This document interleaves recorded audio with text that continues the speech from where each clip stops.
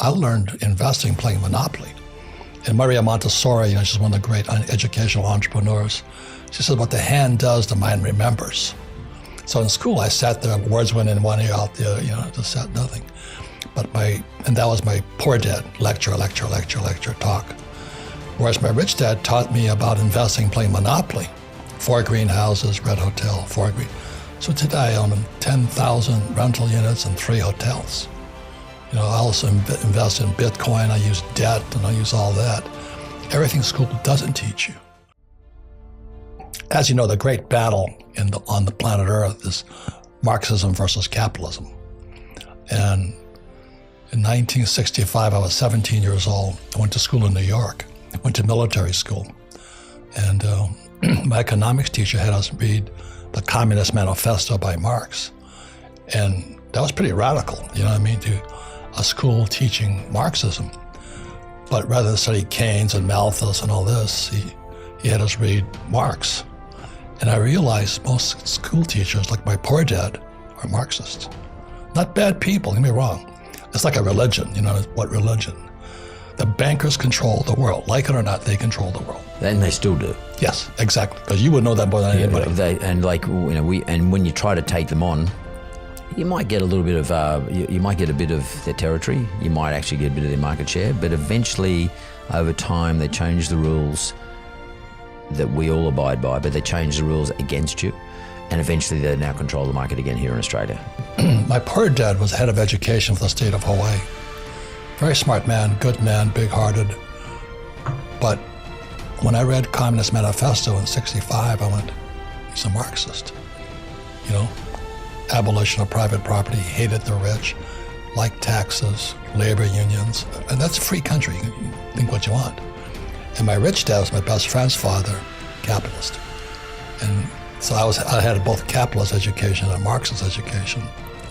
I flew for the U.S. Marine Corps in Vietnam, and we killed a lot of communists out there. It was sad. So my concern is, as you know, America's going to war again. Because every time the economy goes bad, war starts. So that's what brought Hitler to power back in the early years, But do you think it's going to happen again? We're already in it. Well, again, military school in New York. I had nominations to Naval Academy, Merchant Marine Academy, Army, Air Force, and Coast Guard. And we were taught acta non verba, deeds, not words. So the lesson we were taught as military officers, watch what a person does, not what they say. So if you watch politicians, I don't care what party, watch what they do, not what they say. So America is they're messing with power and the banking powers, the cartels. The Federal Reserve Bank is not an American bank, it's a cartel of the richest banks in the world. And you know that running a mortgage company. You don't play their game, they stomp on you. So that's my concern. Money is power, like it or not. I'm getting off the banking system. So I own a lot of gold and silver, things like that. So I don't want anything they can print. So I own stocks, but in my company, I took them public. My goal was to take companies public on New York, NASDAQ, and Toronto Stock Exchange. So I got New York, I got Toronto Stock Exchange. This summer I go public on NASDAQ. So I control the paper, but I'm an entrepreneur, that's trained to do this stuff. Take control of your life. So I created the cash flow board game so people can teach people what schools will not teach you. And if you can control your money, you control your life. But years ago, I read a book by R. Buckminster Fuller. It was in '74. The book was called Grunch of Giants. Grunch stands for Gross Universal Cash Ice. Simply said, he was saying your wealth is stolen via your money. So the harder you work for money, more tax you pay, inflation. You put it in the bank, inflation steals it. And fees. Yeah, fees, all that. I'm not against it. I'm saying wake up.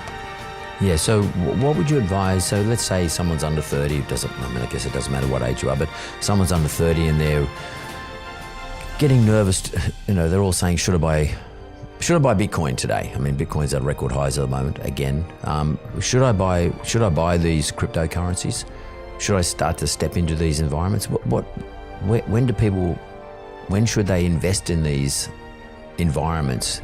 At the height of the market, or is the market going to continue to grow, or is it, or should they seek another one? Like perhaps they should look at Ethereum or some other currency that's cheaper. I mean, should young people approach these markets?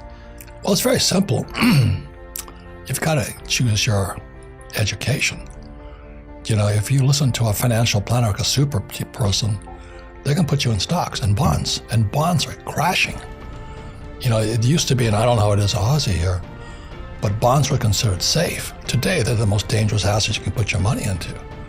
And the S&P 500 is at all-time highs.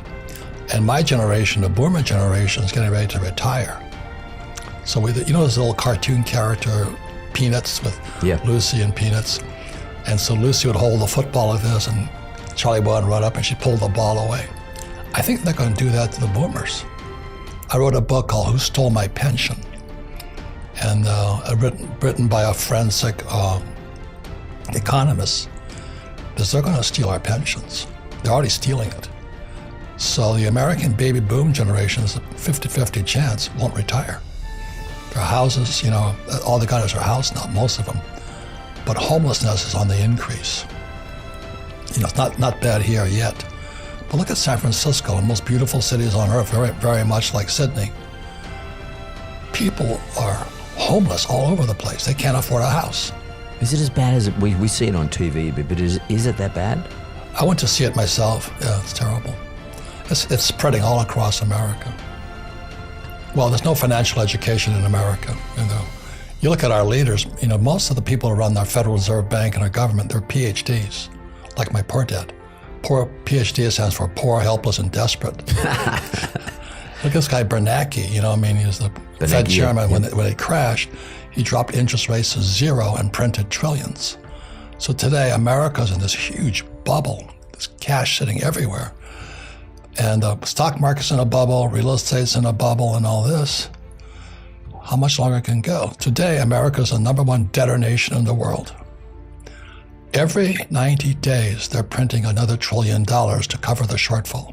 And they're issuing it as debt. Yeah, they're printing more money because our taxes don't cover our expenses. They're printing $1 trillion every 90 days. Wow. And there's still no financial education.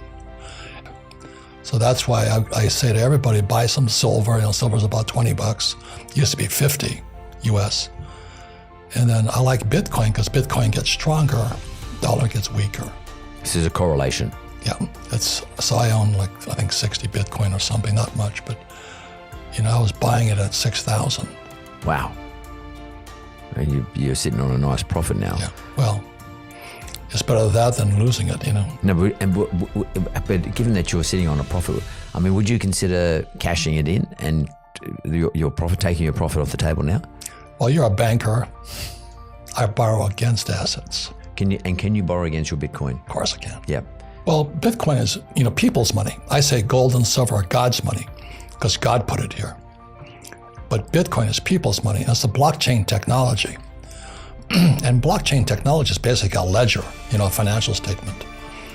So by playing the cash flow board game, you actually fill out a financial statement. And your financial statement is what your banker wants to see. Your banker doesn't care what your report card says. So I can borrow a lot of money because I have strong financials, as you know. If I have bad financials, you give me a credit card. Yeah, and I'll charge more. Yeah, it's a person got to take care of their this is your greatest asset, your greatest liability. But if you're hoping the government's going to save you, then you're in trouble. It's a very dangerous time on earth, so it's important that everybody take responsibility for yourselves financially, not expect the government to take care of you. So I go around saying, put yourself on your own gold standard, put yourself on your own silver standard. Save gold, silver, or Bitcoin, and protect yourself now with your brain, But don't expect the government to take care of you. If we don't educate ourselves, then shame on us. But schools will not do it, because schools are complicit with the banks. What's an asset? Assets put money in your pocket. Liabilities take money from your pocket. If you change your vocabulary, you change your life. That's how powerful words are. But they don't teach you the language of money. So that's why I created the cash flow board game, rich dad, poor dad, assets, liabilities, taxes, They don't teach you taxes at school. In Trump, they don't pay taxes legally. The same as this country, if you know what you're doing, you don't have to pay taxes. See, the more debt I use, debt became money in 71 when Nixon took the dollar off the gold standard. The more debt I use, more tax breaks I get. Yeah. Why? Because if you and I don't borrow money, as you know, the economy crashes. So we have to have people borrowing money for the economy to keep growing. So that's why they keep raising interest rates. People can't borrow money. Meanwhile, your population's increasing. People can't afford to live here now. Well, I think it's up to every individual to take control of their own finances, their own financial statement, and don't expect the government to take care of you. But, I was taught you teach a man a fish, you feed him for life. Give a man a fish, you feed him for a day.